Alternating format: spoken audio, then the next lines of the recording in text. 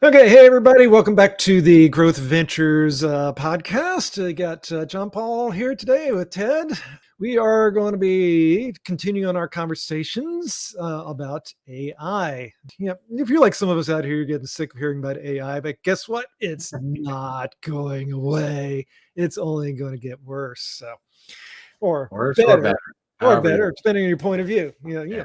I've heard plenty of people that are like, I hate AI and I never want to see it again. And I saw it on the new Marvel show that came out recently, this Secret Wars or something like that. The intro video was all AI, and all I heard also is everybody's, oh, I hate this, I hate AI, AI is terrible. But I actually haven't seen that yet. I gotta no, no, it's actually, now. I have to look for that. yeah, it's not too bad. But in any case, there was an announcement today. It was today or yesterday. As of the recording of this, there was an announcement about Llama 2. Llama 2 is a new, or not necessarily new, an engine that just got put out, new GPT engine from a collaboration between Microsoft and Facebook. That Man, sounds a little dangerous. Not sure I would necessarily trust that one, but the cool thing about it is that it's open source. And by being open source, that means that you could literally, supposedly, I haven't done it, but you could download the thing and actually use it behind your own, on your own servers, on your own with your own code, own content, own everything, and free to use, commercial and research. that's right. Definitely. So, Well, and I think open source is probably a key to look out for. I think OpenAI, ChatGPT started as open source, right? that And is at some correct. point, It did. they Yep. made the switch over to be for profit, and Sure. uh, I mean, from an AI language model, you would hope that it would be open source and something that you can build off. Right, exactly. And, obviously there's been a huge number of plugins and enhancements and things like that to AI, OpenAI's version of it. But I can definitely see scenarios on wanting to have a open source one that I myself, my own business, could use for doing whatever. There's all sorts of opportunities there for integrating it in with my own software platform for doing X, Y, and Z. I mean, it's just kind of unlimited. Oh yeah, especially when you're looking at your own data sets or your own constraints. I know even Mhm. ChatGPT just recently announced it's as a beta, right? They announced their beta features Mhm. to their paid subscribers, but the um, uh, custom instructions. So they put this Yeah. constraint around. Right, I saw that. Uh, you can any question you ask ChatGPT can be within context of some type of instruction you give ChatGPT. Right. Good example is you being a developer, you develop in a specific type of code, Oh, yeah, sure. jQuery, you go and ask ChatGPT a question, it's going to make sure it retains the instruction you gave it that you are a jQuery Right. developer. And so Well, then and it'll that's give you answers. exactly. Exactly. That's the beauty of AI. Well, supposedly the beauty of AI. If you train it the way you want to train it, it will behave the way you want it to behave, or communicate, or create the way you want it to create. And Yeah, I just don't think they've ever built that memory into it, right? So right. having that past, I think even with ChatGPT, you can continue within a conversation and it'll reference your previous, but to have a memory across different chats is, I think, Mhm. going to change how those affect their usage. True. True. Yeah, you really have to kind of wonder though. I mean, yeah, it seems like with OpenAI and ChatGPT, when it came out, now we see like literally hundreds of companies seem to be popping up every single day. Based, I'm kind of I mean, I don't know where in the world they came from. Are they building on top of GPT, or do they Mhm. have their own thing in the works? I can't imagine they did. It's just but all these companies are popping up, just like, oh yeah, here's this great new thing. Here's this software for cropping podcasts into multiple parts so that you can use short snippets and shorts and things like that on all these different platforms. Yeah, sure. It, Even Apple's throwing their hat into the ring with, their own language model, yeah, uh, this is which, true. they have to train it from somewhere, right? So I Right. know that's coming from everything we're putting out there. So if open AI really wasn't open, it's more like closed AI. Yeah. And all these companies popped up using this. Imagine what we're about to see with a company like Facebook and Microsoft, which have created, I assume, a pretty good product.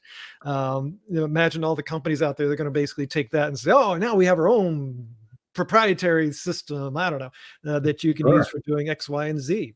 Yeah, Um, white labeling AI, just throwing yeah, a, yeah, you don't know where the source comes from, but you're offering a tool set that has this massive amount of language model behind it. right. And I think that, like to your point, that's what a lot of these software applications are doing.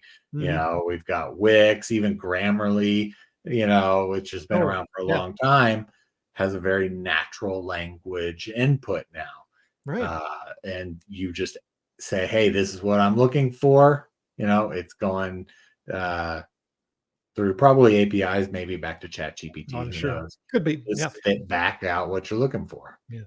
But to your point, yeah, I love Grammarly. Yeah, absolutely love Grammarly. It's I can't write worth anything, and it's like it's constantly saying, oh, you got this wrong, got that wrong, changes. It's so easy, and I think that's the thing of where we're kind of going with all of this from a business perspective, at least. If we look at um, jobs that we do create, a lot of us are very creative jobs. I'm writing something, Yeah. creating a video, I'm creating a graphic, I'm doing some form of communications, if I'm using a spreadsheet, creating code. If you're creating something in digital form, then I think that the generative AI is going to impact every single one of those jobs. It's become an assistant. Every single software platform is going to have it. I think that's why part of why Apple stepped into it, because they've got all these different software products that you use for different things. They have to provide the functionality because it makes life a lot easier. Yeah. These are, in many ways, these are assistants. In some ways, yeah, they're cranking out. I find it personally extremely easily. Yeah, you know what? I'm capable of using within my job role for a lot of the different things that I do. So it makes my life a lot easier and getting things done a lot more efficiently. Is Yeah. it perfect? No, but we've seen, kind of the classic fingers issue that image AIs have, like Oh, yeah. um, where they got it wrong for years and years and years, and all of a sudden now they're finally, yeah, they've got it, they figured it out. Yeah. They're only going to get better Yeah. in Well, communicating and with everybody. Yeah, if I think, as more companies continue to build this functionality into their tool set and their offerings, what if you're not, right? What if that company that you've ingrained your business into just hasn't decided to go mhm, down that AI route, and you're left with, continuing to click 10 times to get something done versus telling true. AI Much just to slower. go do Slower. it. Yeah. Yeah. Yeah. If we thought things were fast in the internet age, what's going to happen here in the AI age? The speed of development, the speed of progress that's going on. We're talking massive leap here, truthfully, and we're gonna. And I don't think that we're even close to tapping into the full potential of what this is going to be capable of doing. Am I saying it's a good thing? Time will tell. Yeah. Time is. Well, yeah, what was it saying? Software is going to eat the world or something like that. I think Mhm. AI is going to eat software, right? Like Yep. AI is just going to start with a prompt. It's Yeah. always whatever you're going to be creating is always going to be starting with a Yeah. prompt. I mean, we've seen just in manufacturing world, just the advent of robotics and what it did there. I think that the parallel really comes over into our world where, okay, yeah, robotics really dominated and changed everything in manufacturing space. AI is going to really change. One, it's going to impact that space too, but it's going to really impact our space a lot as knowledge creators. Yeah. It's for better or for worse, it's here. It's not going to go away. These big companies are investing enormous amount of money in it. And you're right. I mean, if those companies decide, hey, I'm not going to use it, okay, it's a choice. Yeah. Will you lose efficiency? Possibly, yeah, you will lose efficiencies compared to competitors. Maybe your quality of work will be better. Don't know. It depends on how far AI ends up going. So, Well, and the one that's interesting because even Visual Studio now is integrating like yeah, GitHub Copilot, right? And so if you have a tested piece of code that's bug free that does a certain function, sure. why not keep spitting that back out so Yeah, that it doesn't have to be tested again, or it doesn't have right. to be uh rewritten from scratch. Hmm. So it'll be interesting to see how many of these building blocks from AI are just Sure. continually reused and Yeah, recycled. And exactly. I think even we talked about this last time, content even. Content and how Google's going to be approaching the indexing side of things when there's so Mhm. many articles out there Yeah, right now about right. using AI. Yeah, It's just a regurgitation of the same thing in a sure. lot of cases. Yeah. No, it'd be interesting that, it's got to go this way. I can't imagine it not going this way where you're getting AI. I don't think I have a hard time believing that we'll ever get to the true AI that everybody thinks was like as Terminator kind of world scenario. Um, but can it feel like it? Probably. But I would think that these AIs will get good enough where they can start creating are capable of creating, not just from prompt, but truly, truly able to create brand new articles or go dig and create something new out of research or things along those lines. I think the day is going to come, Yeah. um, and which will be a new level of leap forward. But so I don't know. Mm.